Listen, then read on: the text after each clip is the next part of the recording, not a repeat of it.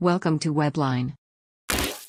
दो लड़कियां युवान के पास आकर कहती है कि हे हैंडसम, क्या तुम हमारी एक फ़ोटो खींच दोगे।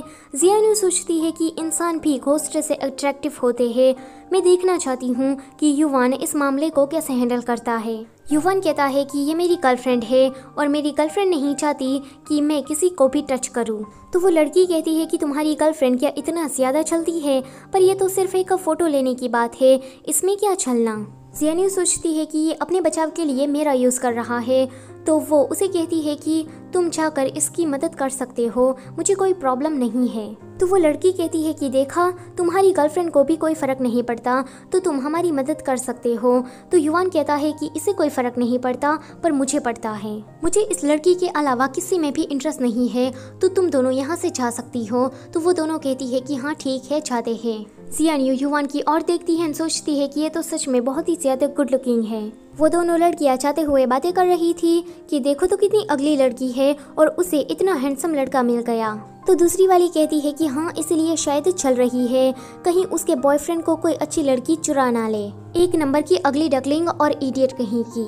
जियानु गुस्से से कहती है कि ये सारी ना तुम्हारी गलती है। तो युवान कहता है कि क्या उसने सही तो कहा, तुम अगली ही तो हो। जियानु कहती है कि तुम हो अगली, तुम्हारा पूरा खानदान है अगली, तुम्हारी हिम्मत भी कैसे हुई मुझे अगली कहने की।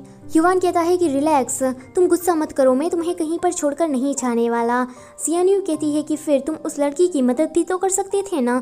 तो युवान कहता है कि मैं उसकी मदद नहीं कर सकता, अगर मैं उसके टच में आया तो उसकी ज़िंदगी थोड़ी कम हो जाएगी। फिर युवान जियानु को पकड़ता है एंड उसे उड़ाते हुए नीथर वर्ल्ड में ले जाता है।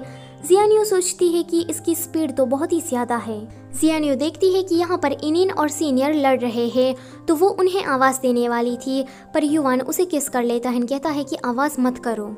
जियानु कहती है कि आगे से तुम कुछ बता कर करना। इनिन कहती है कि तुम उस लड़की को छोड़ दो। तो वो घोस्ट कहता है कि ये लड़की अब घोस्ट बन ही चुकी है, तो तुम लोग इसके पीछे क्यों पड़े हो। इनिन कहती है कि देख लेना, हम माउंट माओ वाले तुम्हें छोड़ेंगे नहीं। तो वो भूत कहता है कि तुम लोग माउंट माओ से हो। इनिन कहती है कि हाँ, तो क्या कर लेगा। घोस्ट कहता है कि कुछ भी नहीं, अभी के लिए तुम्हें इस लड़की को जाने दे रहा हूँ, पहले मैं तुमसे निपट लेता हूँ। इनिन और चिंगयुन दोनों ही उस घोस्ट से लड़ रहे थे।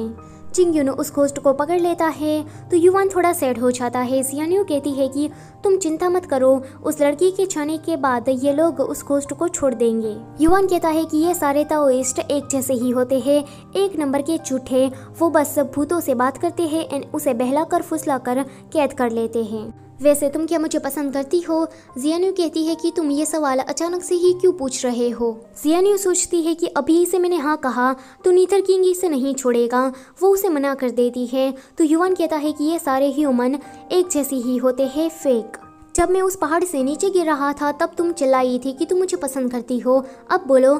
जियानु कहती है कि तो तुमने सुन लिया, वो तो मैंने ऐसा इसीलिए कहा था क्योंकि मुझे लगा कि आगे चलकर मैं तुम्हें कभी नहीं देख पाऊंगी। एंड तब मुझे ऐसा लग रहा था कि तुम कोई इंसान हो, पर जब मुझे पता चला कि तुम भूत हो, तब से ही मैं तुमसे दूर रहने लगी हूँ।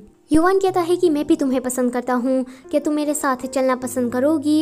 ये सुनकर जियानु का दिल तो जोर जोर से धड़कने लगता है, मानो जैसे अभी के अभी एक्सप्लोड हो जाएगा।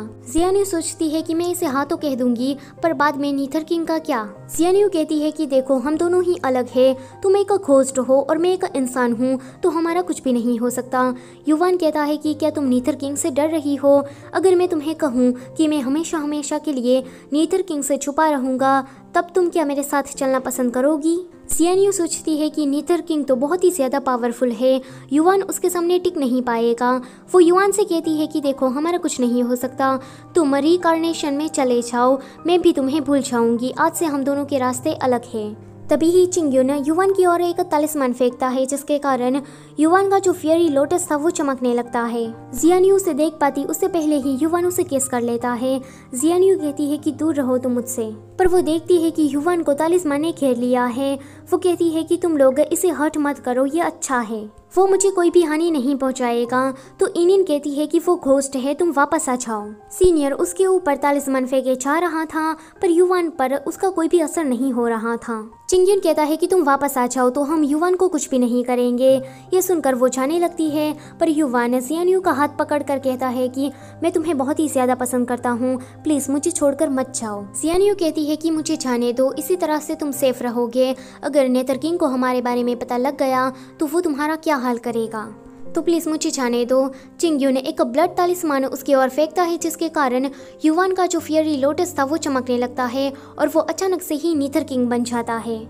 वो जियानियो को पीछे से पकड़ लेता है और उसके गले लग जाता है। इनिन कहती है कि क्या युवान ही नेथर किंग है। जियानियो कहती है कि युवान कहाँ पर गया, तुमने उसे कहाँ पर भेजा।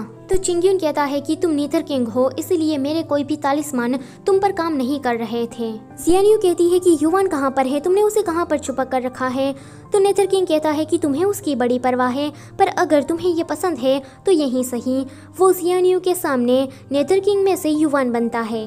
जियानियो कहती है कि ये नहीं हो सकता, तुमने ऐसा मेरे साथ क्यों किया। तो नेथर किंग कहता है कि ये इंटरेस्टिंग था।